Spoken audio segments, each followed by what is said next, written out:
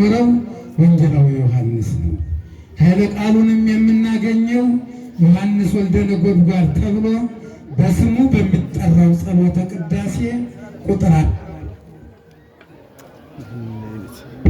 በፈቃዱ ተቀብሮ በፈቃዱ ተገርፎ በፈቃዱ ተሰቅሎ በፈቃዱ ለመሞቱ መነሻውም ሆነ መድረሻው ሰው ነው።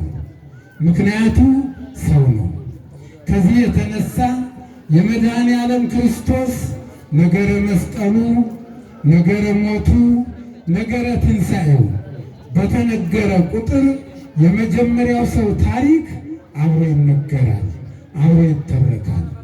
አሁንም ቢሆን መድኃኔ ዓለም እንዴት ተሰቅሎ እንደሞተ፣ ለምን ተሰቅሎ እንደሞተ፣ ለማን ተሰቅሎ እንደሞተ፣ እነማን ገርፈው እንደሰቀሉትና ሰቅለው እንደገደሉት ወደ ዝርዝሩ ከመግባቴ በፊት ለዚህ ሁሉ መነሻ ስለሆነው ሰው ጥቂት ልነግራችሁ እወዳለሁ።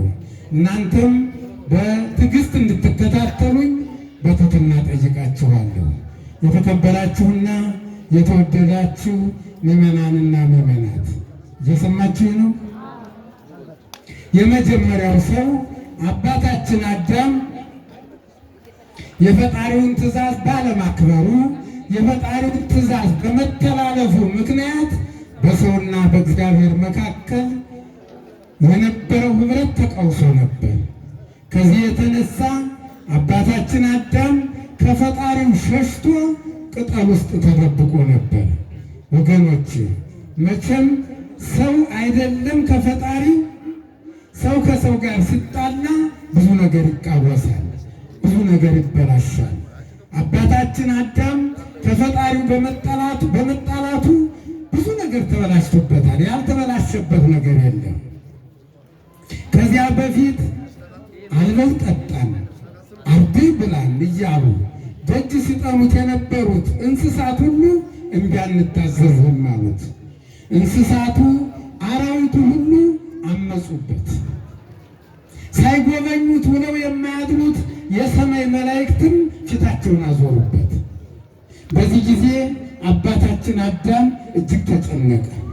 ከጭንቀቱ የተነሳ ሳሩን፣ ቅጠሉን፣ እንጨቱን፣ ድንጋዩን፣ ዛፉን፣ ተራራውን ሁሉ ከእግዚአብሔር ቁጣ መደበቂያ ለማድረግ ከንቱ ሙከራ አድርጎ ነበር።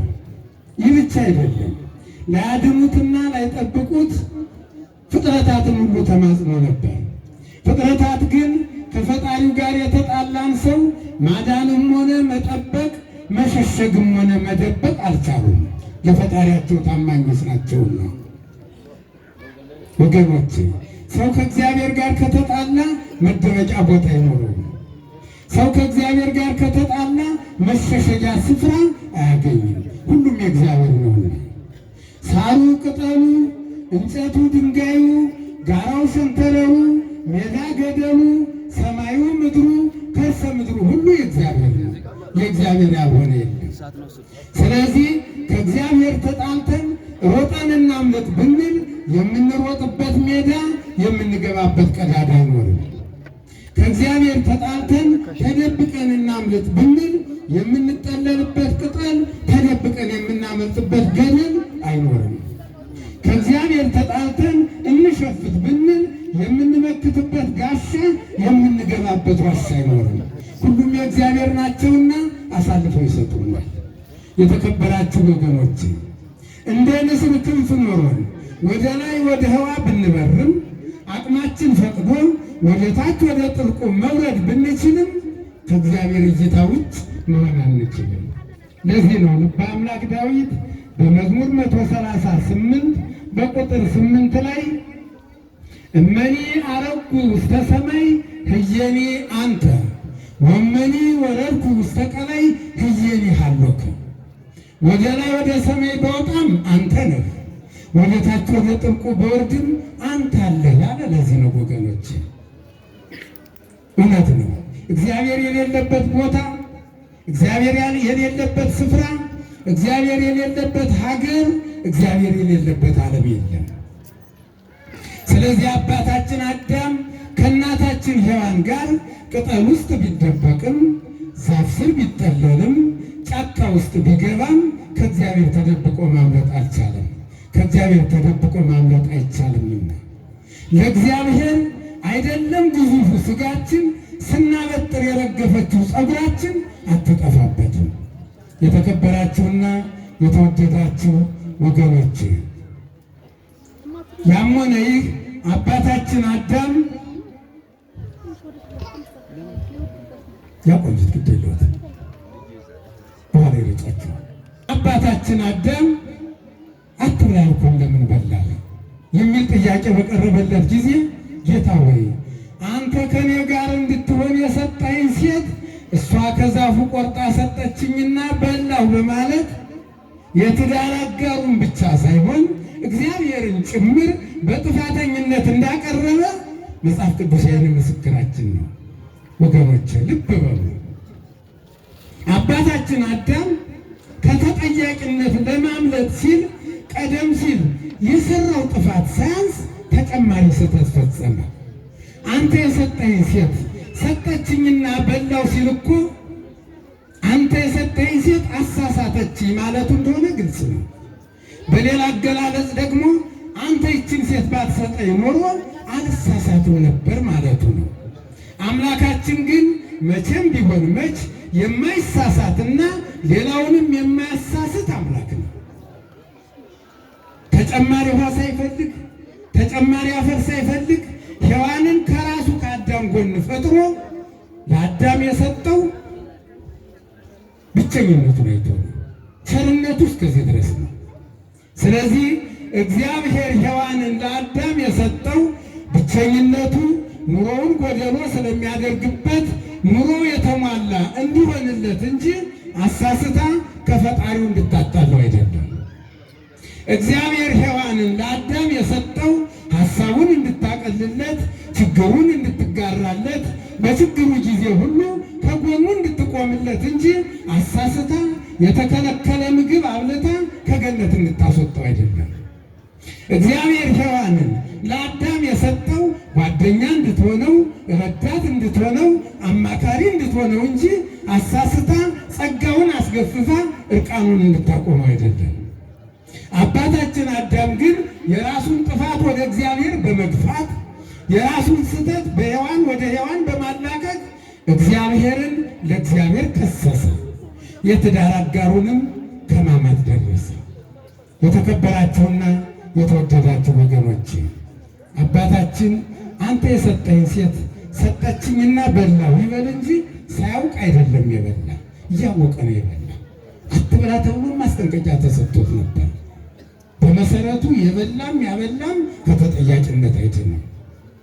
አባታችን አዳም ግን እነሆ ብላ ስትለው እህቴ ይህንን የዛፍ ፍሬ እንዳንበላ ፈጣሪያችን ከልክሎናል። ስለዚህ ይህንን ፍሬ መብላት የለብንም።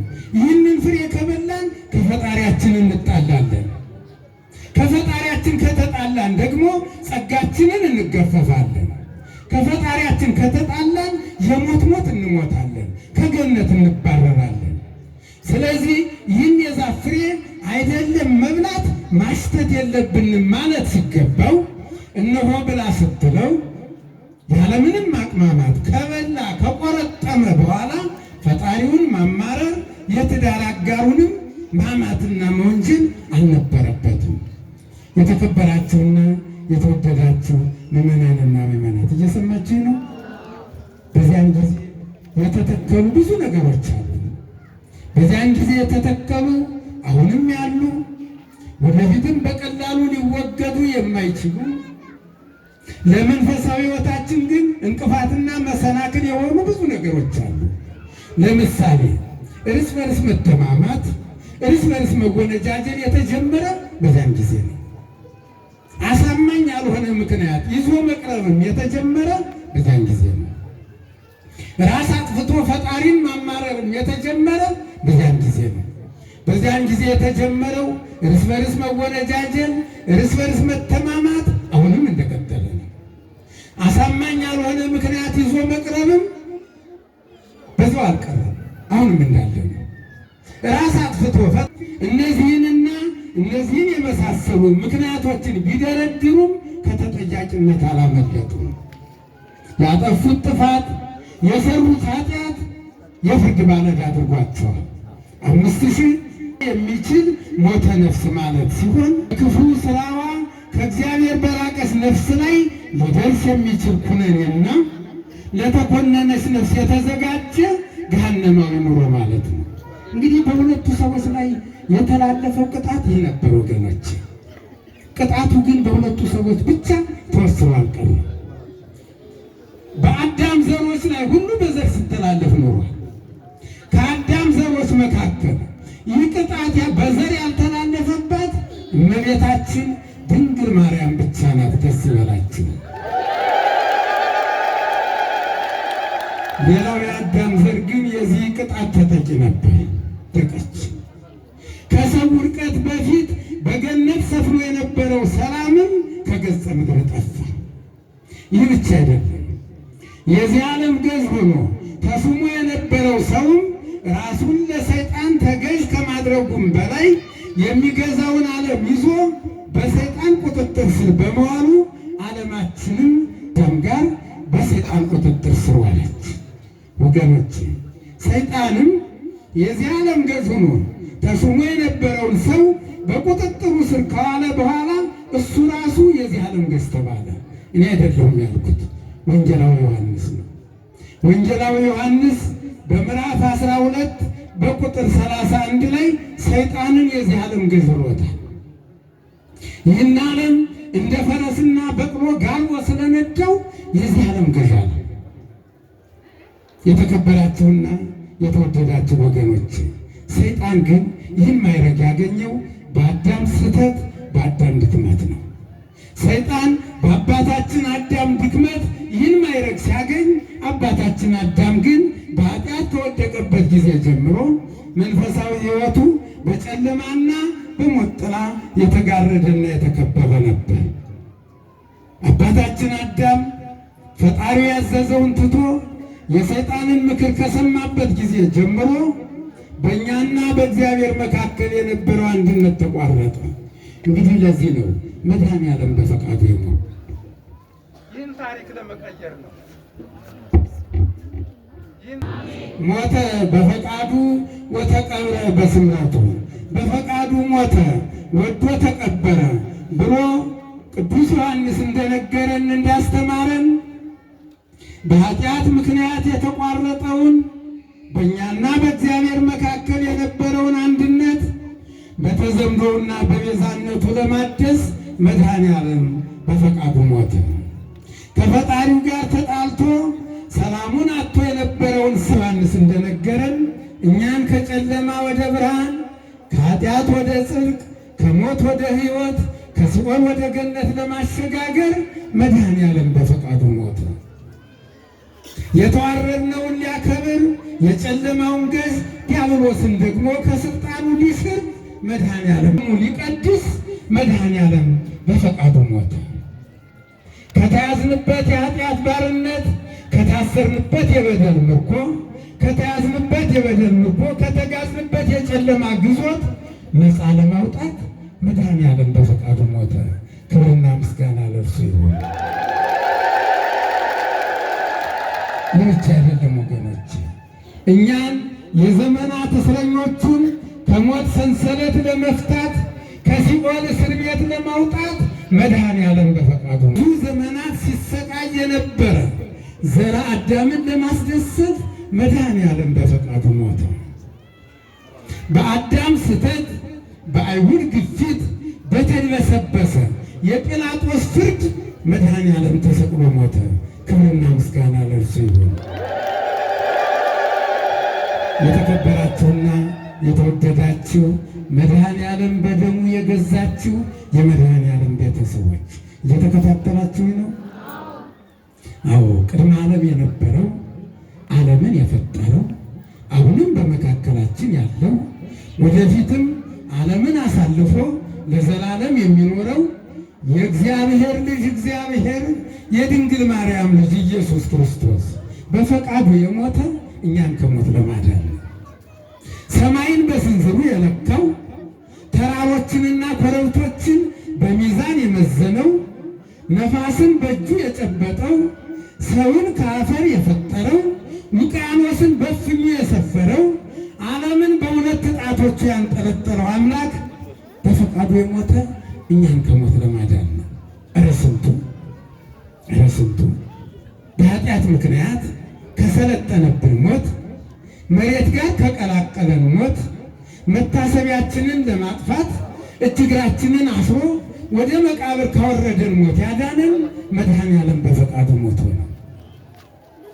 በእግዚአብሔር መልክና ምሳሌ የተፈጠረ እኛነታችንን ለውጦ እንደ እንስሳት አእምሯችንንና ንባባችንን አሳጥቶ ወደ መሬት ከወተፈን እንደ ቅጠል ካረገፈን በነፍስ በስጋችን ከሰለጠነብን ሞት ያዳነን መድኃኔዓለም በፈቃዱ ሞቶ ነው። ክብርና ምስጋና ለእርሱ ይሁን። እኛ ሁሉ ነገራችን ነው። መድኃኔዓለም ለእኛ የበቀልንበት ስር መሰረታችን ነው። መድኃኔዓለም ለእኛ ከኩነኔ የተላቀቅንበት ጽድቃችን ነው። መድኃኔዓለም ለእኛ የዕለት ምግባችን ነው። ደስ ይበላችሁ። መድኃኔዓለም ለእኛ ከጨለማው ዓለም ከመሰናክል የዳንበት ብርሃናችን ነው። መድኃኔዓለም ለእኛ ከሰማይ በታች ሌላ መተኪያ የሌለው መድኃኒታችን ነው። መድኃኔዓለም ለእኛ ዓለም ሳይፈጠር የተመረጥንበት እድል ፈንታችን ነው። መድኃኔዓለም ለእኛ ነፍሱን የሰጠልን ቤዛችን ነው። መድኃኔዓለም እኛን ወደማናውቀው የምስጢር ከተማ ያስገባን የእውነትና የሕይወት መንገዳችን ነው። ደስ በላችሁ። ስለዚህ ይህን አምኖ የሚቀበል ሁሉ የመንግስቱ ወራሽ የርስቱ ተካፋይ ይሆናል። የተከበራችሁና የተወደዳችሁ የመድኃኔዓለም ቤተሰቦች እስከዚህ ድረስ ነው የወደደን። ይህን ያህል ነው ያፈቀረን። ከፍቅሩ የተነሳ እኔ ሞቼ እናንተ ኑሩ ነው ያለን። ከፍቅሩ የተነሳ እኔ ሞቼ እናንተ የኔን ሥጋ በልታችሁ የኔን ደም ጠጥታችሁ ዘላለማዊ ሕይወት ይኑራችሁ ነው ያለን። እስከዚህ ድረስ ነው የወደደንና ያፈቀረን። ክብርና ምስጋና ለእርሱ ይሁን። እንግዲህ አምላካችን ይህን ያህል ከወደደ ቀረን በገንዘብ የማይተመነውን በሁኔታዎች የማይለካውን ፍቅሩን ከሰጠን እስከ ሞት ድረስ ከወደደን ለእኛ ሲል ያን ሁሉ መከራ ከተቀበለልን እኛስ አምላካችን እንዴት ነው ማስደሰት የምንችለው? እንዴት ነው ፍቅራችንን ለእርሱ መግለጽ የምንችለው ካላችሁኝ፣ አምላካችንን ማስደሰት የምንችለው እሱን የሚያስደስት ስራ በመስራት ነው። ከኔ ጋር ናችሁ? ግን አምላካችንን ማስደሰት የምንችለው ለተደረገልን ነገር ሁሉ ተገቢውን ምስጋና በማቅረብ ነው። አምላካችንን ማስደሰት የምንችለው ያዘዘንን በመፈጸም ሕጉን በማክበር እንደ ፈቃዱ በመኖር ነው። አምላካችንን ማስደሰት የምንችለው አድርጉ ያለንን በማድረግ አታድርጉ ያለንን ደግሞ ባለማድረግ ነው። አምላካችንን ማስደሰት የምንችለው ለአምላካችን ፍቅራችንን መግለጽ የምንችለው ስሩ ያለንን በመስራት አትስሩ ያለንን ደግሞ ባለመስራት ነው። አምላካችንን ማስደሰት የምንችለው ለአምላካችን ፍቅራችንን መግለጽ የምንችለው እርስ በርሳችን በመፋቀር፣ እርስ በርሳችን በመዋደድ፣ እርስ በርሳችን በመረዳዳት፣ እርስ በርሳችን በመተጋገዝ፣ እርስ በርሳችን በመተዛዘንና በመተሳሰብ ነው። እሱ የሚወደንን ነው ትእዛዙም የሆነ ወገኖች። ነገር ግን እርስ በርሳችን ተፋቅረን አምላካችን ያዘዘንን ሁሉ ፈጽመን ፈጣሪያችንን እንዳናስደስትና እኛም የፈጣሪያችን እንዳንሆን ጠላት ዲያብሎስ የማይዋጥጠው ዳገት የማይወርደው ቁልቁለት የለም ወገኖቼ። በአሁኑ ሰዓትማ በተለይ በአሁኑ ሰዓትማ እንደ ተራበ አንበሳ አፉን ከፍቶ ሊውጠን እየተንቆራጠጠ ነው። ቀደም ሲል እርስ በርሳችን እንዳንተሳሰብ እያደረገ እርስ በርሳችን እያጨካከነ የልጅነት መብታችንን የወራሽነት መብታችንን እንዳናገኝ ከፈጣሪያችን ሊለየን የማይፈነቅለው ድንጋይ የማይቆፍረው ጉድጓድ የለምና እንደ አባ መባጽዮን ተዋግተን ልናሸንፈው ይገባል። የተከበራችሁና የተወደዳችሁ ክርስቲያኖች እየሰማችሁ ነው? ሁላችሁም ከኔ ጋር ናችሁ? የሚባሉት ጻድቅ በዛሬው ዕለት የመታሰቢያ በዓላቸው የሚከበርላቸው አባት ናቸው። አባ መባጽዮን ዲያብሎስን ድል የነሱ መድኃኔዓለምን ያስደሰቱ አባት ናቸው። አባ መባጽዮን መድኃኔዓለም ስለ ሰው ልጆች የተቀበለውን መከራ የተገረፈውን ግርፋት እያስታወሱ አንተ የተገረፈውን ግርፋት አንተም ቅመሰው እያሉ ስጋቸውን ይገርፉ ነበር። አባ መባጽዮን ይህ ብቻ አይደለም። አባ መባጽዮን በየሳምንቱ ዓርብ መድኃኔዓለም በተሰቀለበት ቀን ንፍሮ እየቀቀሉ ድሆችን ይመግቡ ነበር። ንፍሮውን የሚያማስሉት በማማሰያ እንጨት ሳይሆን በእጃቸው ነበር። ነገር ግን ከቅድስናቸውና ንጽሕናቸው የተነሳ የሚፈለው የንፍሮ ውሃ እጃቸውን አያቃጥለውም ነበር። ደስ ይበላችሁ። አባ መባጽዮን መድኃኔዓለም ክርስቶስ ስለ ሰው ልጆች የተቀበለውን መከራ እያስታወሱ እንደ ወንጌላዊ ዮሐንስ እድሜ ልካቸውን ሲያለቅሱ ሲያነቡ የኖሩ አባት ናቸው። እድሜ ልካቸውን ዓይናቸው እንባ ተለይቶት አያውቅም ነበር። እውነተኛ ክርስትና ይሄ ነው ወገን። ክርስትና ማለት መድኃኔዓለም ስለ ሰው ልጆች የተቀበለውን መከራ ሁሉ አምኖ መቀበል ነው። ክርስቲያን ማለት ደግሞ ከሰቃዮች ወገን ርቆ ከተሰቃዩ ወገን መቆም ነው። ክርስቲያን ማለት መድኃኔዓለምን መስቀሉን ከመድኃኔዓለም ነጥሎ የማያይ ነው። ወገኖቼ በየትኛውም ያስተሳሰብ ጎዳና ብንጓዝ ያለ መድኃኔዓለም መስቀል ያለ ክርስቶስ መስቀል ክርስትናን ማሰብ አይቻልም። በክርስቶስ ክርስቲያን ተብለው እየተጠሩ መድኃኔዓለምን መስቀሉን ከመድኃኔዓለም ነጥለው የሚያዩ ጥቂቶች አይደሉም። እኛ ግን መድኃኔዓለምን የምናውቀው ከነ መስቀሉ ነው። ከነ ምኑ ነው? አይሰማም። እኛ መድኃኔዓለምን የምናውቀው ከነ መስቀሉ ነው። መድኃኔዓለምን ስናስብ መስቀሉን እናስባለን። መስቀሉን ስናስብ ደግሞ መስቀሉ ላይ ስለኛ የቆረሰውን ስጋና ያፈሰሰውን ደም እንናፍቃለን። ሕይወታችን ነውና መድኃኒታችን ነውና። የተከበራችሁና የተወደዳችሁ የእናቴ የቅድስት ቤተ ክርስቲያን ልጆች ከኔ ጋር ናችሁ? ሞተ በፈቃዱ ወተቀብረ በስምረቱ፣ በፈቃዱ ሞተ ወዶ ተቀበረ ብሎ ቅዱስ ዮሐንስ እንደነገረን በፈቃዱ ተይዞ በፈቃዱ ታስሮ በፈቃዱ ተገርፎ በፈቃዱ ተሰቅሎ በፈቃዱ ሞቶ በፈቃዱ ተቀብሮ በስልጣኑ የተነሳው አምላክ መድኃኔዓለም ያዘዘንን ሁሉ ፈጽመን ቀራንዮ ኮረብታ ላይ ስለኛ የቆረሰውን ስጋና ያፈሰሰውን ደም ተቀብለን የመንግስት ወራሾች ለመሆን ያብቃን። ቀራንዮ ኮረብታ ላይ ፍቅሩን የገለጠልን ከሞትና ከኩነኔ የታደገን ሞቶ ከሞት ተገርፎ ከግርፋት ያዳነን ቆስሎ ከኃጢአት ቁስል የፈወሰን በደሙ የቀደሰን በደሙ ያከበረን በደሙ የዋጀን በደሙ አይለያችሁ። ወስብሐት ለእግዚአብሔር።